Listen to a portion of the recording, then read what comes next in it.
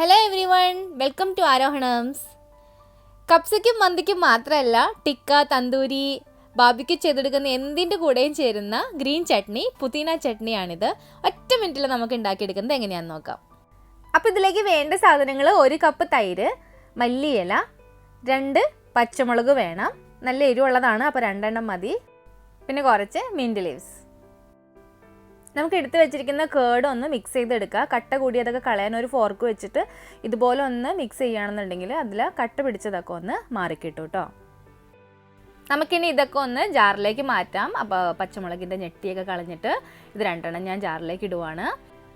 ഇനി പുതിന ലീവ്സ് ഇട്ട് കൊടുക്കാം.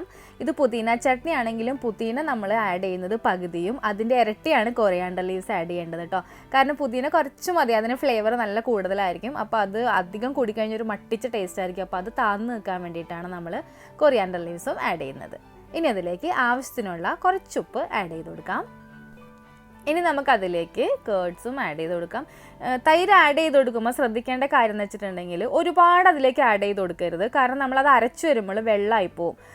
അപ്പോൾ ആവശ്യത്തിന് അത് അരഞ്ഞ് കിട്ടാനുള്ള മാത്രം അതിലേക്ക് ആഡ് ചെയ്ത് കൊടുക്കുക. കണ്ടോ, അരഞ്ഞ് കിട്ടിയിട്ടുണ്ട്.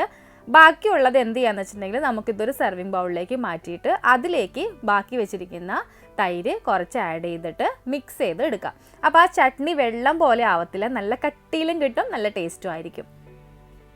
കണ്ടോ, ഇത് ഉണ്ടാക്കിയെടുക്കാനായിട്ട് നമുക്ക് 1 മിനിറ്റ് പോലും വേണ്ടി വന്നില്ല. നമ്മൾ എന്ത് ഗ്രിൽ ഐറ്റംസോ എന്തെങ്കിലും തന്തൂരിയൊക്കെ ഉണ്ടാക്കുന്ന സമയത്ത് തീർച്ചയായിട്ടും ഇതൊരു ഡിപ്പായിട്ട് യൂസ് ചെയ്യാം. അതുപോലെ തന്നെ മന്തിയുടെ കൂടെ, മന്തിയിൽ അധികം എരിവ് ഉണ്ടാവില്ലല്ലോ, അപ്പോൾ അതിൻ്റെ കൂടെ നമുക്ക് ഒരിത്തിരി സ്പൈസി ടേസ്റ്റ് വേണമെങ്കിൽ ഇതൊരു സൈഡായിട്ട് നമുക്ക് യൂസ് ചെയ്യാം കേട്ടോ. എന്തായാലും ട്രൈ ചെയ്ത് നോക്കണം. അപ്പോൾ വീഡിയോ എല്ലാവർക്കും ഇഷ്ടമായി എന്ന് കരുതുന്നു. Thank you for watching. Bye bye.